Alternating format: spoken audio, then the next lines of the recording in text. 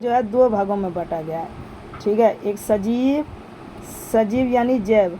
सजीव वह कहलाता है जिसमें जान हो। वैसा जीव जिसमें जान हो वो क्या कहलाता है? सजीव कहलाता है। जैसे कुत्ता, बिल्ली, मनुष्य, ये सब क्या है? सजीव है। निर्जीव या अजैव यानी नॉन लिविंग कहते हैं। निर्जीव वह कहलाता है जिसमें जान ना हो। न वैसे जीव जिसमें जान ना हो उसे क्या कहेंगे? निर्जीव कहेंगे। जैसे कागज़, टेबल, कुर्सी, इन लोगों में क्या है? जान नहीं है। आप लोग समझ गए जैव प्रकरण किसे? वैसा प्रकरण जो सभी जीवों में सम्मिलित होता है और जो अनुरक्षण का काम करती है उसे क्या कहते हैं? जैव प्रकरण कहते हैं। क्या कहते हैं? जैव प्रकरण। उसके बाद देखो सजीव का लक्षण आता है। क्या आता है? सजीवों का लक्षण आता है। क्या आता है? सजीवों का लक्षण। सजीव में जो लक्षण होता है, सजीव जो है, सजीव में क्या होता है? गति होता है। सजीव में क्या होता है? वृद्धि होता है। सजीव में क्या होता है? प्रजनन होता है। ये सब क्या है? सजीवों का लक्षण है। ये क्या है? सजीवों का लक्षण। अब आप लोगों का इस चैप्टर में पोषण होता है। पोषण क्या? पोषण। किसी भी काम करने के लिए हमें ऊर्जा की आवश्यकता होती है। किसकी आवश्यकता होती है? ऊर्जा यानी ताकत की। कोई भी काम जो है, ठीक है, कोई भी काम करने के लिए हमें ऊर्जा या ताकत की ज़रूरत होती है। और ये सभी ताकत है ना, शरीर में ताकत लेने के लिए हम पोषक तत्वों को ग्रहण करते हैं। ये हमारे जो सामने देख रहे हो पोषक तत्व है। ये क्या है? पोषक तत्व है। पोषक तत्व क्या सब है? ये देखो है ना, हरी हरी सब्जियां हैं, फल है, फ्रूट है, ये सब क्या है? पोषक तत्व है। तो यानी कहने का मतलब हम लोग जानते हैं कि किसी भी काम को करने के लिए हमारे शरीर में क्या होना चाहिए? ऊर्जा या ताकत की ज़रूरत होती है। ये ताकत हमारे कहाँ से आते हैं? पोषक तत्वों से आते हैं। और इन्हीं पोषक तत्व को ग्रहण करके इस जो ग्रहण किया जाता है और इस क्रिया को पोषण कहते हैं। क्या कहते हैं? पोषण। पोषण किसे कहते हैं? किसी भी काम को करने के लिए ताकत की ज़रूरत होती है और जिनके द्वारा ये ताकत प्राप्त किया जाता है उसे पोषक तत्व कहते हैं। उन्हीं पोषक तत्व को ताकत किससे प्राप्त करा जाता है? फ्रूटों से ना, साग सब्जियों, फ्रूट फल से। ये सभी पोषक तत्व जो ग्रहण किया जाता है और इसी क्रिया को क्या कहते हैं? पोषण कहते हैं। क्या कहते हैं? पोषण। ठीक है, ये आप लोगों का फल फूल सब्जी है, ये पोषक तत्व है, विटामिन सब है। उसके बाद अब आता है पोषण। क्या आता है? पोषण जान गए कि हम लोग जानते हैं कि काम करने के लिए ताकत की आवश्यकता है। क्या है? ताकत की। ये ताकत जिन वस्तुओं से मिलती है उसे क्या कहते हैं? पोषक तत्व। और इन्हीं पोषक तत्व को ग्रहण करने की क्रिया को क्या कहते हैं? पोषण कहते हैं। पोषण दो प्रकार के होते हैं। कितने प्रकार के होते हैं? दो प्रकार के, स्वपोषण और विषम पोषण या परपोषण। स्वपोषण को स्वपोषण कहते हैं और विषम पोषी को परपोषण भी कहते हैं। ठीक है, पोषण कितने प्रकार के? दो प्रकार के, स्वपोषण और परपोषण। स्वपोषण और परपोषण। अब स्वपोषण किसे कहते हैं? ठीक है, स्वपोषण या स्वपोषी या स्वपोषण। ठीक है, वह पोषण जिसमें जीव भोजन के लिए किसी दूसरे जीव पर आश्रित नहीं रही। मतलब वैसा जीव जो भोजन करने के लिए किसी दूसरे जीवों की सहारा ना ले। एक ही ऐसा जीव है संसार में, पेड़ पौधे। पेड़ पौधे ऐसा जीव है जो क्या करते हैं? वो किसी दूसरे जीवों की सहायता नहीं लेते हैं। वो क्या कहलाते हैं? स्वपोषण कहलाते हैं, स्वपोषी। अगर कहेगा निम्नलिखित में से कौन स्वपोषी है, तो पेड़ पौधे क्या है? स्वपोषी है। स्वपोषी जीव की स्वपोषी को क्या? कार्बन चाहिए, ऊर्जा की आवश्यकता और प्रकाश संश्लेषण की आवश्यकता चाहिए, है ना। वह प्रकरण स्वपोषी यानी जीव जिसमें स्वपोषी होता है वो स्वपोषण होता है। जैसे हम लोगों के सामने क्या है? हम लोगों के सामने ये क्या है ना, एक पौधा है।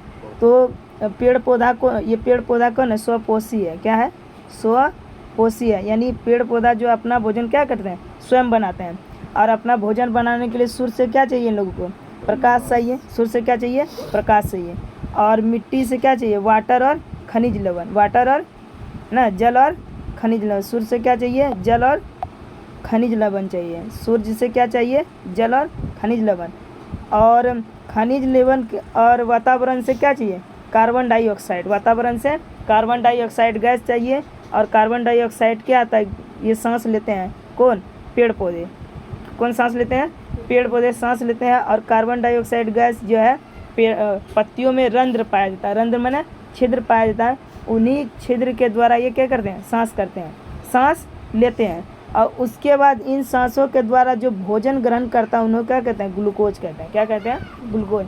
तो उत्पाद के रूप में क्या बनाता है, पेड़ पौधे उत्पाद के रूप में क्या बनाते हैं, ग्लूकोज बनाते हैं। क्या बनाते हैं, उत्पाद के रूप में। और पेड़ पौधे हमेशा भोजन दिन में बनाते हैं। कब बनाते हैं, दिन में। दिन में ये पेड़ पौधे कार्बन डाइऑक्साइड गैस लेते हैं, ठीक है, और रात में ऑक्सीजन गैस लेते हैं। दिन में कौन गैस लेते हैं, कार्बन डाइऑक्साइड, और रात में ऑक्सीजन गैस लेते हैं।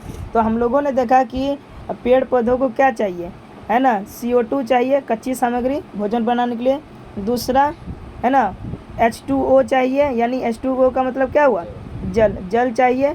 और क्या चाहिए, तीसरा हम लोगों ने देखा कि सूर्य से क्या चाहिए, सूर्य से प्रकाश चाहिए, सूर्य से क्या चाहिए, प्रकाश चाहिए। और चौथा क्या, चौथा हमको चाहिए कि मिट्टी से, है ना, मिट्टी से क्या चाहिए, मिट्टी से आप लोगों को जल चाहिए और खनिज लवण चाहिए। जल चाहिए और क्या चाहिए, खनिज लवण। ये हम लोगों को कच्ची सामग्री, यानी हम लोगों को नहीं, यानी पेड़ पौधे को क्या चाहिए, ये सब कच्ची सामग्री भोजन बनाने के लिए इतना चीज़ चाहिए। अब आता है कि विषम पोषी या परपोषी, वह पोषण है ना, वैसा पोषण जिसमें जीव भोजन के लिए किसी दूसरे जीव पर निर्भर रहता है, आश्रित रहता है। जैसे मनुष्य, भेड़, बकरी।